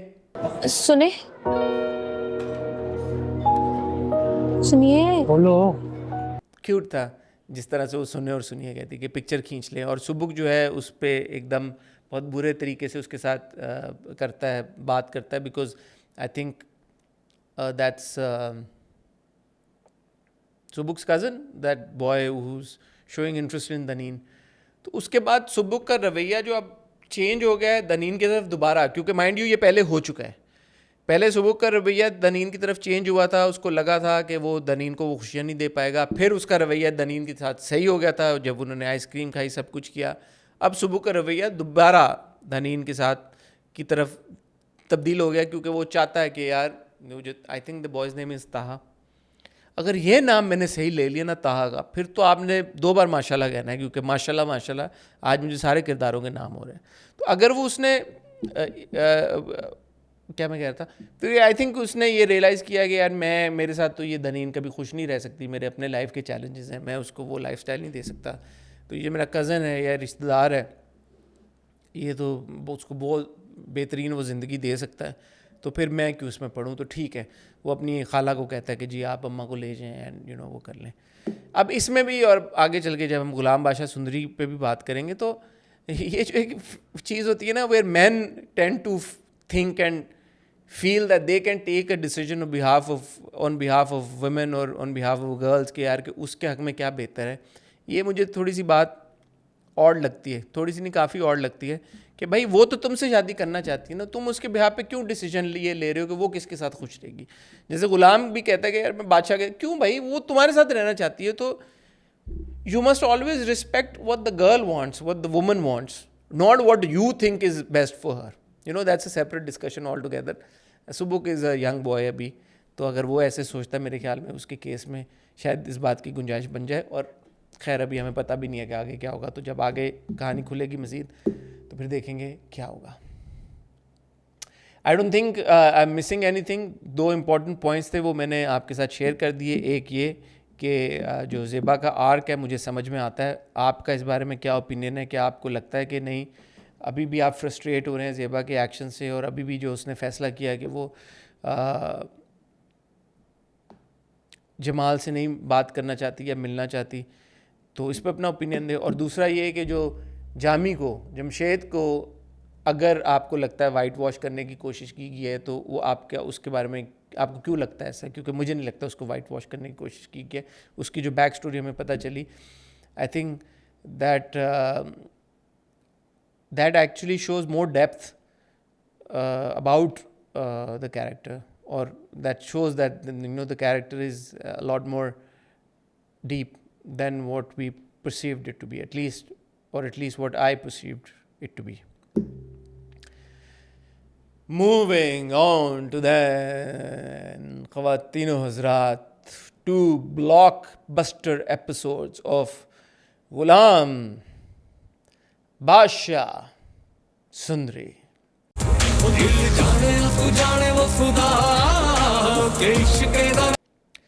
एक बड़ा ज़बरदस्त सीन था, खूबसूरत तरीन सीन था, जब सुंदरी गुलाम को कहती है कि मुझे दरगाह ले चलो, मैंने दुआ मांगनी है। किसी मज़ार पर जाकर दुआ मांगना चाहती हूँ। अब मेरे दिमाग में फ़ौरन से ये आया, मैं पहले भी हम इस बारे में बात कर चुके हैं यार, कि दरगाह पे क्यों जाना दिखाते हैं ड्रामों में कि दरगाह पे जाके दुआ मांग रहे हैं, क्यों नहीं दिखाते कि यार वो खुद से दुआ मांग ले। दुआ तो कहीं पे भी मांग सकते हैं और कहीं पे भी कबूल हो जाती है। ये मेरे दिल की बात गुलाम तक पहुंची, और गुलाम ने जो एक्सक्यूज़ दी वो सुन के मैं थोड़ी देर के लिए हिलाऊं यूं करके। मैंने कहा यार ये जो गुलाम ने एक्सक्यूज़ दिया, गुलाम कहता है मुझे बाहर जाना मना है, इजाज़त नहीं है मुझे बाहर जाने की। मैंने कहा यार गुलाम तुझे बाहर जाना कब से मना हो गया, तू तो एक ब्राउन जैकेट और एक वाइट टी शर्ट में 2 महीने बाहर रह के आया, और हमने पूरा वो डॉक्यूमेंट किया, एक एक तेरा मोमेंट, एक एक तेरा सीन। उसके बाद तूने पूरी डॉक्टरी पढ़ी, उसके बाद तू वो कैंप में, मेडिकल कैंप में गया, जो हमने खुद अपनी आंखों से देखा तुझे जाते हुए। अभी तू एक मिशन से वापस आया है जहाँ पे तेरा वो पूरा फ़ोन वाला वाक़या हुआ था, जब तू सुंदरी को फ़ोन दे के चला गया था। अब गुलाम तू किस बेसिस पे ये बात कर रहा है मेरे भाई कि तुझे बाहर जाना मना है? इट वॉज बैफलिंग, मुझे समझ नहीं आई, क्योंकि जहाँ तक मुझे याद है कि गुलाम के वापस आने के बाद से, जब से वो वापस आया, जब से पूरा ये फाइल वाला वाक़या हुआ था पिछली 2 एपिसोड्स में, जब वो बादशाह के पास जाता है और फाइल देख ले तो सब कुछ, उसके बाद और उसके बीच में तो उसकी जहांदाद से भी बात नहीं हुई। इट्स नॉट लाइक कि जहांदाद ने उसको मना किया है कि यार तुमने बाहर नहीं जाना। All Jahandad said was told him was कि सुंदरी को घर की कोई औरत ना देखे। तो मुझे वो बड़ी हैरानी हुई, लेकिन उसकी एक वजह है। ग़ुलाम से ये कहलवाना या ग़ुलाम को ये ग़ुलाम का ये बोलना कि मैं घर से बाहर नहीं जा सकता, उसकी वजह है। उसकी वजह क्या है? उसकी वजह ये है ख़वातीन हज़रात कि दोनों के हाथों की लकीरों ने भी तो मिलना था। दोनों के हाथों की लकीरें कैसे मिलती फिर? वो जो आइकॉनिक सीन है, आई थिंक ये बड़ा ज़बरदस्त सीन है, और अगर यहाँ पे उस सीन का शॉट ना चला तो मैं बड़ा डिसअपॉइंट हूँगा अपनी टीम से। मुझे पूरी उम्मीद है मेरी टीम वहाँ पे ये शॉट चलाएगी कि यूं जो है ग़ुलाम अपना हाथ ऊपर करता है और यूं साथ में सुंदरी अपना हाथ जोड़ती है जी, और दोनों दुआ मांगते हैं।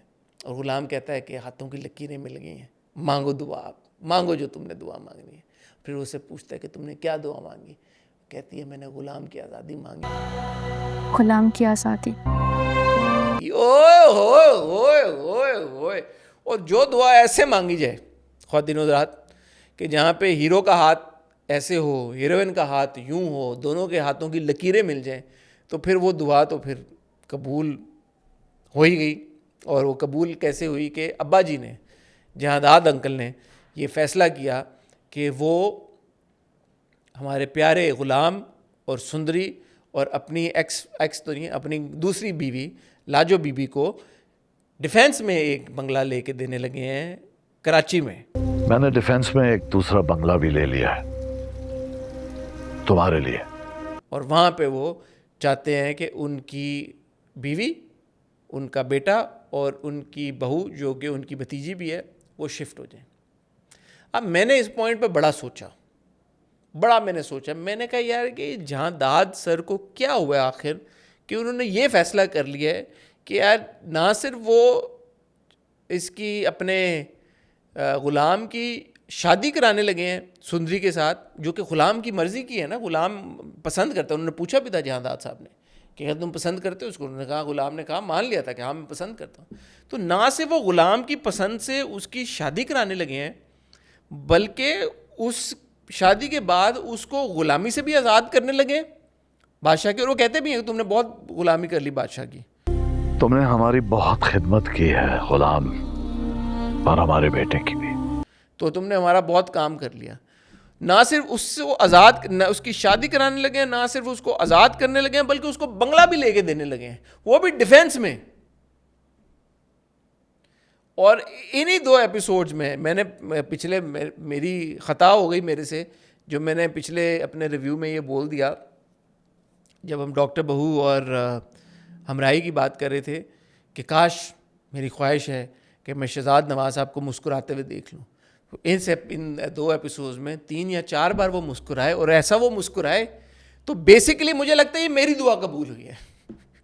ये जो ग़ुलाम को सब कुछ मिलने जा रहा है ये मेरी दुआ की वजह से हुआ है, क्योंकि मैंने पिछली बार दुआ की थी कि मैं चाहता हूँ कि जो जहादाद साहब हैं, बेसिकली तो मैं शहजाद नवाज़ साहब के लिए बोला, लेकिन जहादाद साहब की सूरत में शहजाद नवाज़ साहब को क्योंकि हमें मुस्कुराते हुए देखना था, मेरी दुआ को कबूल होना था, इसलिए ये सब जो वो इतने ग्रेशियस हो रहे हैं और बेनेवलेंट हो रहे हैं, बेनेवलेंट हो रहे हैं ग़ुलाम के ऊपर, वो इसी वजह से हो रहे हैं। ये मेरी बेसिकली मेरी दुआ कबूल है।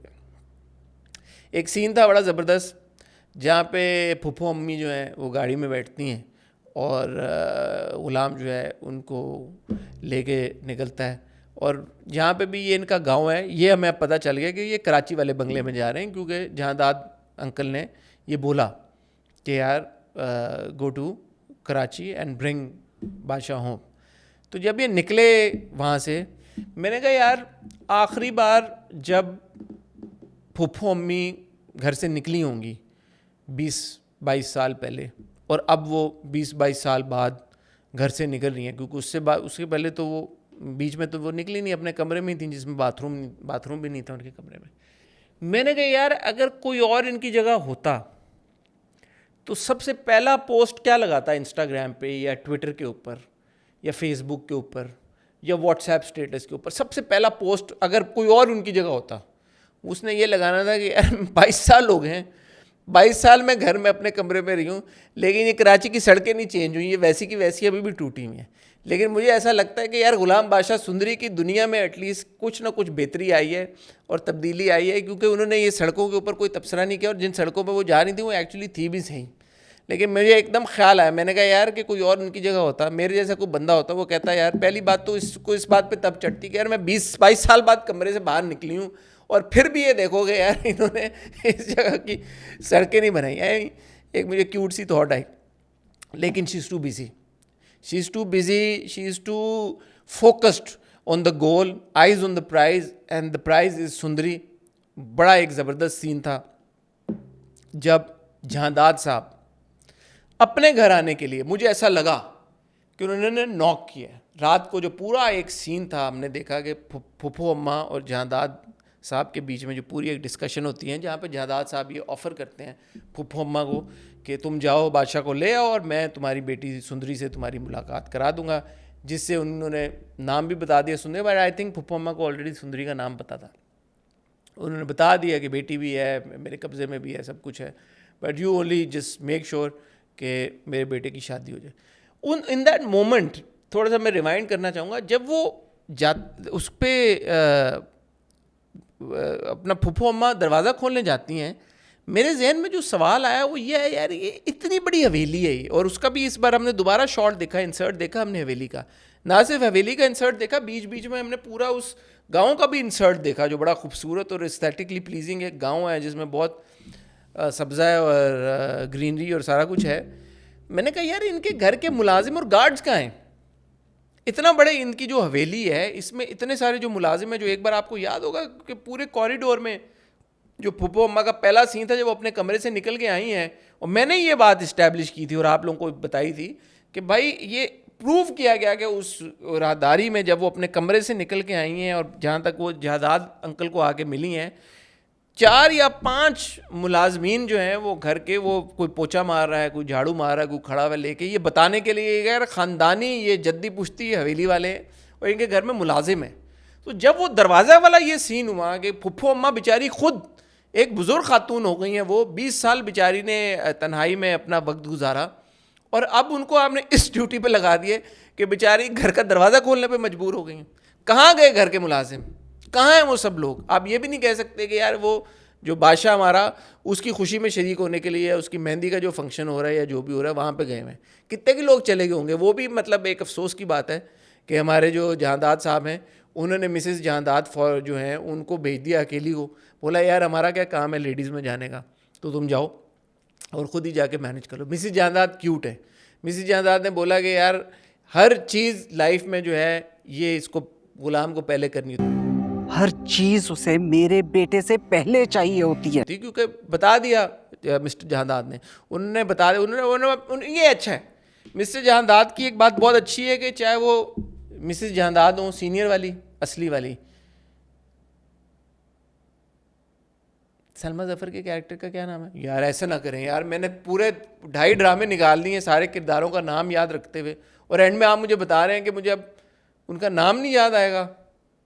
तुझे नाम याद है शायद यासीन उनका? कौन सी बीवी हूँ? अबे यार सारे तो रिव्यू सुनता तो बैठ के भाई यार, देखें ना देखें आपने ये कर नजर जहांदाद की बीवी का, दूसरी कौन है? देखो लाजो का पता है यासीन को, भाई कमाल हो गया। दूसरी वाली का क्या नाम है? अबे यार देख यार यासीन तूने मेरी वो ख़राब कर दी स्ट्रीक, गूगल पे ढूंढ यार फटाफट। अबे यार सारा मज़ा ही ख़राब हो गया। Jahandad Sahab is a man of honour. उन्होंने अपनी बीवियों के, ना वो लाजो से झूठ बोलते हैं और ना वो जे से शुरू होता है, क्या है? अबे यार ना वो इन अपनी बीवी से झूठ बोलते, झूठ नहीं बोलते। उन्होंने कहा कि यार क्या बात हो, हाँ उन्होंने पूरी बात बता दी। उन्होंने कहा यार कि देखो इस तरह है, ये जो गुलाम है ये उसको पसंद करता है लड़के को, मैं इससे इसकी शादी कराने लगा हूँ, उसके बाद मैं इसको भेजने लगा हूँ DHA में बंगले में। तो वो जो है खातून उन्होंने माइंड कर लिया। उन्होंने बोला ये क्या बकवास होगी, हर चीज़ इसको मेरे बेटे से पहले चाहिए होती है। एक तो ये पैदा भी मेरे बेटे से पहले हो गया, पैदा भी वो कमबख्त मेरे बच्चे से पहले हुआ था। क्यों हुआ ये मेरे बेटे से पहले पैदा? अगर ये अम्मा भी इस बात की जल्दी ना करती, उनको बेसिकली इस बात से प्रॉब्लम थी कि उनके मियाँ के दिल में अपनी बीवी के लिए मोहब्बत है, तो आगे से जहादाद साहब ने बोला बस कर दो यार, खुदा को मानो, मेरी मरी हुई माँ को तो बख्श दो। तो आगे से वो कहती है मैं रोज बख्शती हूँ उनको। बख्शती हूँ सरकार, और दुआ भी करती हूँ। मैं रोज उनके लिए दुआ करती। इतनी देर में लाजो चल के आती। जब लाजो चल, सॉरी यार मैं खुद ही हंस रहा हूँ, पता नहीं आप लोग हंस रहे मेरे साथ या नहीं। इतनी देर में लाजो चल के आती है। लाजो चल के आती है, लाजो पे बरस पड़ती है आग की तरह। लाजो वो कहती है तुम्हें क्या लगा था? उस लाजो ने कहा जी साहब आपने मुझे बुलाया। कहती है खबरदार खबरदार, तुमने साहब से बात की। दिमाग खराब तो नहीं हो गया तेरा? सरकार क्यों तुझे बुलाने लगे? हाउ डेयर यू, तुम्हें क्या लगता है कि उन्होंने तुम्हें बुलाया? नहीं, मैंने तुम्हें बुलाया, और मैंने तुम्हें इसलिए बुलाया कि उन्होंने मुझे सब सच सच बता दिए। तुम्हें क्या लगा था कि वो तुम्हारे मियाँ ज़्यादा हैं, तुमसे दिल की बातें करेंगे या तुम उनसे दिल की बातें करोगे और वो मुझे बताएंगे नहीं? मतलब इस पूरी क्रिटिकल सिचुएशन में भी जहाँ पे उनको इस बात पे शदीद गम और गुस्सा है कि भाई ये मेरे बेटे से पहले पैदा भी हो गया है और अब ये मेरे बेटे से पहले शादी भी करने जा रहा है, वहाँ पे भी उन्होंने लाजो को कहा कि I am one up, I will one up you, क्योंकि ये जो जहादाद सर हैं इन्होंने मेरे से आगे पूरी बात की है और मुझे बात बताई है, पूरी शेयरिंग इज केयरिंग की है मेरे साथ, और तुम्हें ठेंगा है और ये तुम उठाओ कपड़े और ये सारा जेवर और ये लेके तुम चली जाओ और जाके अपनी जो होने वाली बहू है उसको पहना दो।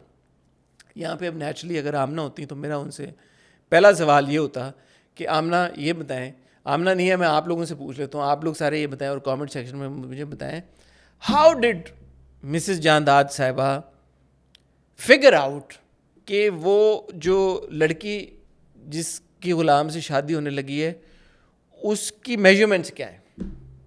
ये आज का सवाल है आप लोगों के लिए। जब आप देखते हैं कि वो जोड़ा लाजो अम्मा ले के गई है वहाँ पे और लाजो अम्मा ने उसको कहा कि देखो मैं तुम्हारे लिए कितना खूबसूरत जोड़ा लेके आया हूँ, और जो सुंदरी है वो जोड़ा उठाती है और वो अपने साथ नाप के लिए जब रखती है तो ऐसा लगता है यार ये सुंदरी की मेजरमेंट्स के मुताबिक ये जोड़ा बना हुआ है। और अगले एपिसोड के प्रोमो में आप देख भी रहे हैं कि सुंदरी दुल्हन बनी हुई है, उसने वो जोड़ा पहना हुआ है। सवाल ये पैदा होता है कि बग़ैर उस लड़की को देखे लाजो मम्मा को, सॉरी मिसेस जहादाद को, ये तो लाजो भी मिसेस, तूने नहीं निकाला नाम क्या यार? तो कैसे? अब मैं फ़ोन नहीं उठाऊंगा, आज आप लोगों ने मना किया, आपने बोला कि मैं फ़ोन उठाता हूँ आप लोग बोर होते हैं, मैं फ़ोन देके पूरा दिन पूरा टाइम फ़ोन नहीं उठाया आज, तो अब मैं मिसेस जहादाद बोलूँगा उनको, आप खुद समझिएगा। तो मिसेस जहादाद को मेजरमेंट्स कैसे पता चले? ये मुझे इस सवाल का जवाब चाहिए। इस सवाल का जवाब मुझे कौन देगा कि उन्होंने एग्जैक्ट मेजरमेंट के कपड़े भेजे हैं, और अगर ये कपड़े थोड़े से खुले होते फिर क्या होता, या अगर ये कपड़े तंग होते फिर क्या होता? ये मेरे जहन में एक सवाल आया। अभी आमना है नहीं, वरना उनसे ये सवाल का जवाब ज़रूर लेता। बहरहाल जो ग़ुलाम है उसकी एक छठी हिस्सा है वो चल रही है, वो चल इसलिए रही है, वो कह रहा है यार कि ये all of this is too easy bro, ये बहुत आसानी से सारी चीज़ें हो रही हैं और जो हमारी किस्मत है फूटी हुई उसके मुताबिक ये हो नहीं सकता। तो वो उसके दिमाग में डाउट ज़रूर हैं। और फिर अब जब उसको भेज दिया पप्पा ने, और पप्पा ने देखे नाम लिया उसका, उन्होंने कहा ग़ुलाम मुराद अली समथिंग समथिंग, गुलाम मुराद मीर अली। तो वो कि यार कि पहले तो उन्होंने बड़ी मिन्नतें की, उन्होंने कहा तुम बंगला ले लो मेरे से। ग़ुलाम ने कहा नहीं मैं आपसे नहीं, बंगला मैंने नहीं लेना। वेल डन यासीन, यासीन के लिए तालियां बजाएं सारे। कैसे निकाला, याद किया या निकाला है उन्होंने? Very good very good. Sahib जान, साहिब जान, अभी मैं लेकिन आगे निकल गया ना, अब साहिब जान से अब क्या फ़ायदा साहिब जान का नाम याद करने का। जहादाद ने ऑफ़र किया भाई तू बंगला ले ले यार, और तू अपनी वाइफ को लेके जा और माँ को लेके जा और वहाँ पे सेटल हो जा और रिलैक्स कर और कभी बस वापस मत आइयो। ग़ुलाम कह रहे नहीं मैं बंगला नहीं लूँगा, मैं खुददार आदमी हूँ, मैं आपने मुझे डॉक्टर बना दिया, थैंक यू वेरी मच, मैं बादशाह की गाड़ी चला ली, थैंक यू वेरी मच, बादशाह के कपड़े पहन लिए, थैंक यू वेरी मच, बादशाह का दिया हुआ फ़ोन मेरे पास है, थैंक यू वेरी मच, वो सारी चीज़ें ले लूँगा, बादशाह से पैसे ले लूँगा, जब मैंने सुंदरी के बाप का इलाज कराना था, बंगला नहीं लूँगा, ये मेरी खुददारी की लिमिट है। और फिर उन्होंने कहा यार अच्छा चलो मैं तुम्हें इस तरह से समझाता हूँ कि मैं तुम्हारे हक की वजह से नहीं तुम्हें दे रहा, इट्स अ गिफ्ट। हक समझ कर नहीं, तोहफा दिया है। कि तुमने हमारी बड़ी खिदमत की है, तुमने गुलाम बादशाह की बहुत खिदमत की है, गुलाम बन के रहे हो उसके, तो मैं तुम्हें एज ए गिफ्ट दे रहा हूँ। कहना नहीं, मेरी परंपरा के खिलाफ है, बंगला मैं नहीं लूँगा, मैं गाड़ी ले लूँगा, मैं कपड़े पहन लूँगा, फ़ोन ले लूँगा 5 लाख का, आईफोन है उसके पास, आपने देखा होगा पिछली एपिसोड में 3 कैमरों वाला, कम से कम 5 लाख का आता है। आप मेरे डॉक्टरी पे जितने आपने पैसे खर्च कर दिए वो कर दिए, आपने लाजो मम्मा और मेरे खाने पीने का जो भी ख्याल रखा वो आपने कर दिया। ज़ाहिर है हम जिस क्वार्टर में रहे हैं उसका बिजली का बिल जो भी चीज़ें आनी है वो आपने कर दिया, आपकी बड़ी मेहरबानी। This is where I draw the line, घर में आपसे नहीं लूँगा। उन्होंने कहा यार अच्छा ये तो बहुत ही ढीठ है। उन्होंने कहा यार मैं तीसरा ऑप्शन तुम्हें दे दूँ। तीसरा ऑप्शन ये है कि यार ये जो लड़की है तुम्हारी बीवी होने वाली सुंदरी, इसका बाप मेरा बड़ा अच्छा दोस्त था। सुंदरी का बाप मेरा दोस्त था। एक सेकंड के लिए मेरे ध्यान में आया, मैंने कहा यार अगर मिस्टर जहांदाद अपने अच्छे दोस्तों के साथ ये करते हैं कि उसकी मैयत जब आई घर पे और तो उसको गुलाम को बोला कि इसको लेके दफा हो जाओ और इस गांव में भी मेक श्योर कि इसकी तदफीन ना हो, तदफीन करो भी तो किसी और गांव में करो। अब कह रहे हैं वो मेरा बड़ा अच्छा दोस्त की बेटी है, I over a house. I was like Jahandad साहब what's going on with you, आप अपनी बात पे कायम तो रहें। अब भी अगर आपकी वो अच्छी जिस दोस्त को जिसका आप कह रहे हो कि मेरे दोस्त की बेटी है, अच्छा उसको गुलाम ने भी क्वेश्चन नहीं किया, गुलाम के दिमाग में भी बत्ती ना जली और उसने भी ये ना पूछा कि अब यार पापा हैं तो आप मेरे पापा, पापा प्यारे पापा, जब आशिक की लाश आपके सामने पड़ी हुई थी तो आपने आशिक को इस गांव में दफन होने की इजाज़त ना दी, उसकी बेटी को अब आप एज अ गिफ्ट एक DHA में प्लॉट भी नहीं एक बंगला देने जा रहे हैं, वाई पापा वाई। तो मेरा थोड़ा सा हैरानगी मुझे भी हुई इस बात के ऊपर। लेकिन गुलाम जो बेसिकली मासूम लोग हैं ना, गुलाम, सुंदरी, लाजो, ये एक मासूम साइड है गुलाम बादशाह सुंदरी की। ये लोग ज़्यादा सोचते नहीं हैं, ये लोग हैं, गुलाम का तो नाम ही गुलाम है, तो उसका तो फितरत में या नेचर में क्वेश्चन करना तो है ही नहीं, वो बस सर झुका के जो उसको कहा जाता है वो मान लेता है। तो बहरहाल ये मैंने जब ये सुना कि जी उन्होंने बंगला ऑफ़र किया और उसके बाद फिर एंड में इवेंचुअली ये बात इस बात पे सेटल हुई, गुलाम ने कहा कि भाई वो आपका और उसका मामला है सुंदरी का, मैं इसमें कुछ नहीं बोलता, अगर आपने अपने दिल से सुंदरी को घर दे दिया तो ठीक है, फिर हम शिफ्ट हो ही जाएंगे उधर। फिर ये है कि उसका घर का बिजली का जो बिल होगा और जो बाकी का खर्चा होगा वो मैं खुद पूरा कर लूँगा अपनी डॉक्टरी की नौकरी के साथ। एज़ ऑलवेज़ एक ज़बरदस्त सीन था। देखें गुलाम बादशाह सुंदरी की एपिसोड कोई भी कंप्लीट नहीं हो सकती जब तक मोतिया और बादशाह के बीच में हम कॉन्वर्सेशन ना देखें। एक सीन आप लोगों ने मुलाहिजा किया होगा, प्यारा बादशाह जो है वो समुंदर के किनारे लेटा हुआ होता है, यूँ लेटा हुआ है समंदर की रेत के ऊपर और पानी जो है इज़ इंचिंग टुवर्ड्स हिम। मैंने सोचा यार ये इन्होंने कितना सेंसिबली शूट किया है। समुंदर है, समुंदर का क्या पता कब बिफर जाए, कब उसकी तेज़ लहर आ जाए। तो उन्होंने बादशाह को प्रोटेक्ट करने के लिए, क्योंकि बादशाह एक्चुअली में तो एक एक्टर हैं जावियार जो वो कैरेक्टर प्ले कर रहे हैं, तो क्योंकि इतना कन्विंसिंग ड्रामा कि हम कभी कभी भूल जाते हैं कि यार ये असल ज़िंदगी के लोग नहीं हैं, ये किरदार है, ड्रामे की दुनिया है। लेकिन आप देखें कि उन्होंने जावियार के नीचे एक पत्थर रखा है, सर के नीचे। उन्होंने कहा कि ये पत्थर हो ताकि अगर एकदम समंदर का पानी तेज़ी से आए तो ऐसा ना हो कि कान में चला जाए समुंदर का पानी। तो उन्होंने पत्थर बीच में ज़रूर पीछे जावियार के सर के रखा। लेकिन इस मोमेंट पे एंट्री हुई मोतिया की बीच में। अच्छा एक मोमेंट ये भी आया कि बादशाह चला गया मोतिया के पास, वो भी हुआ है। वो मुझे अब इतना गुलाम बादशाह सुंदरी में ऐसी चीज़ें होती हैं कि कभी कभी तो आई लूज़ ट्रैक कि यार ये शहर कौन सा है, ये मोहल्ला कौन सा है, ये कस्बा कौन सा है, ये घर किसका है। तो ये जो चीज़ें होती हैं तो कभी कभी तो मैं उनको स्किप करके इग्नोर भी कर देता हूँ। लेकिन इस बार ये हुआ कि जो इसका बीच हाउस है जो कि ऑब्वियसली कराची पे है, कराची में अब पता चल गया मैं जिस बंगले में अभी आ भी रहे हैं और वो पहुँच भी जाते हैं फुप्पो अम्मा और ग़ुलाम, आ जाती वहाँ पे मोतिया।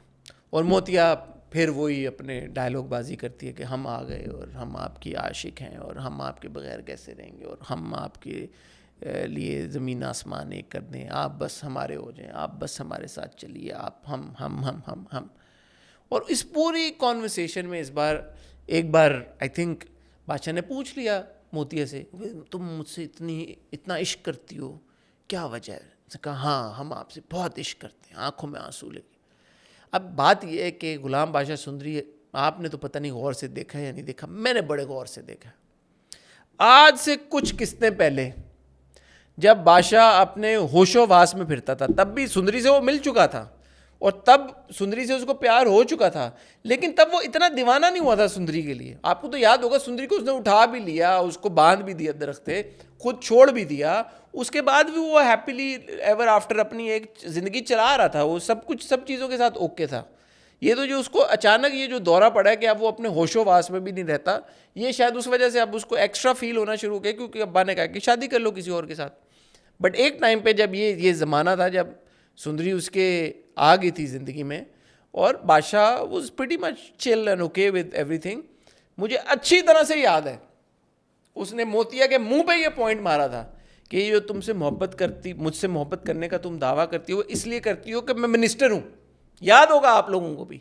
और तब मोतिया ने ख़वातीनो हज़रात 100% इस बात को एक्नॉलेज किया था और एडमिट किया था कि हाँ ये आपका रुतबा है जिस पे मैं मर मिटी हूँ, ये रुतबा है जिससे मैं प्यार करती हूँ। अब ऑल ऑफ अ सडन मोतिया ये भूल गई ये बात कि भाई मैं तो इसे इसलिए इस पे मर मिटी थी, इसे प्यार करती थी क्योंकि ये मिनिस्टर है ना।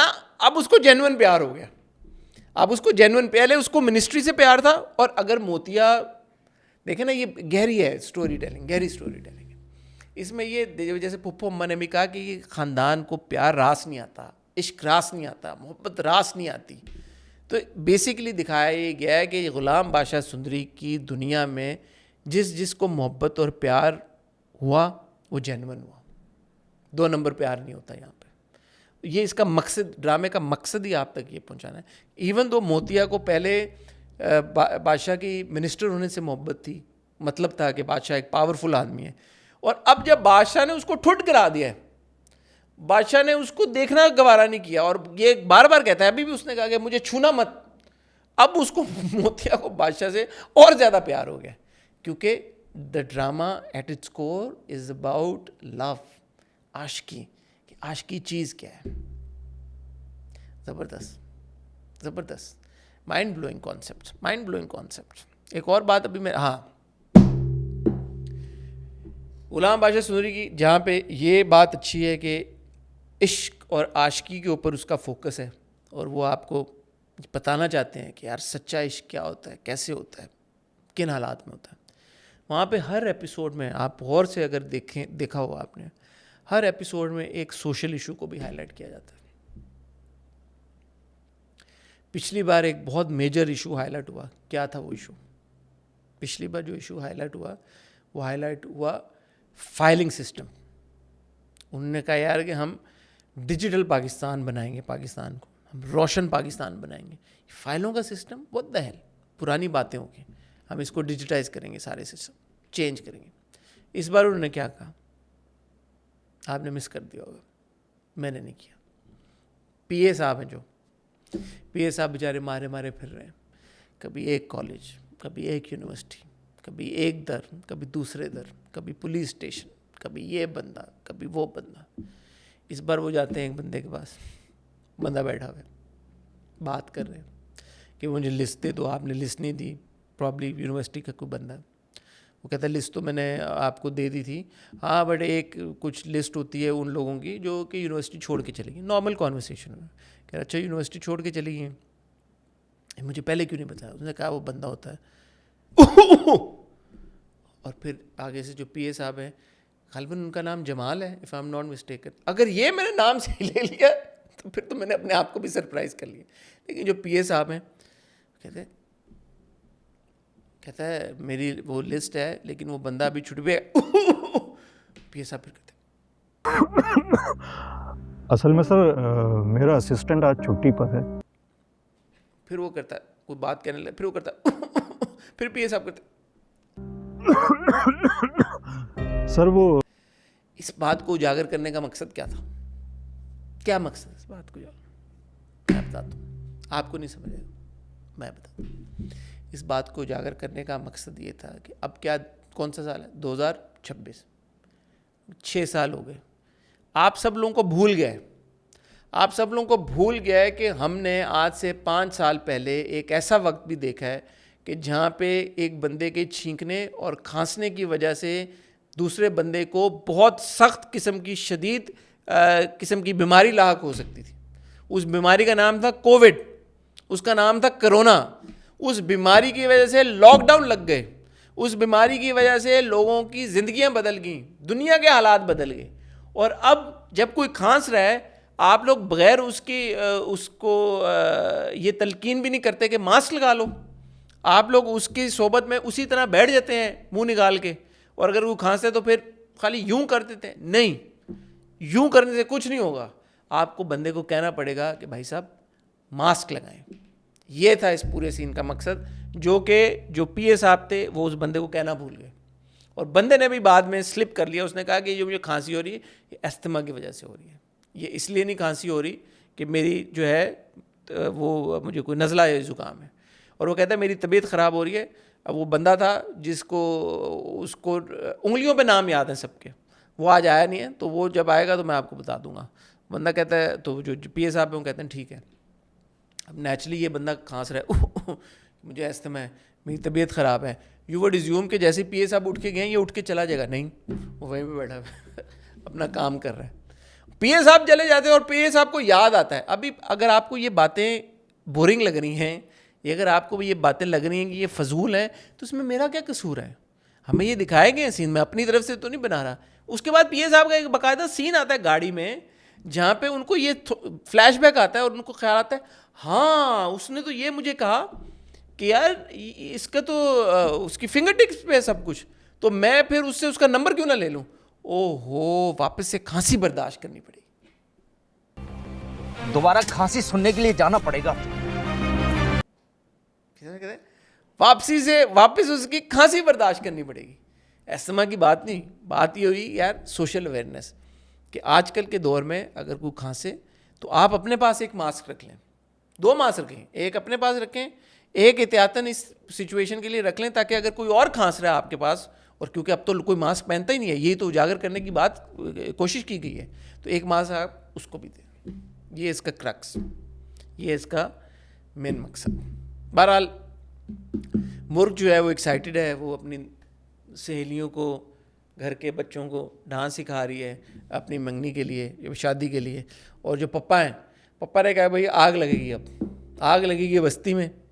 वो बेसिकली देख के आए थे उस दिन आग लगेगी बस्ती। उन्होंने कहा यार कि अब इस बार अगर मेरी बेटी की शादी ना हुई, हर बार हम कुर्बानी देते हैं, पहले जो है वो हुआ पूरा इंसिडेंट मेरे भाई के साथ हुआ, हाँ भाई के साथ हुआ, उनके भाई के साथ हुआ, जब उसने फूफू अम्मा ने मना कर दिया शादी करने से।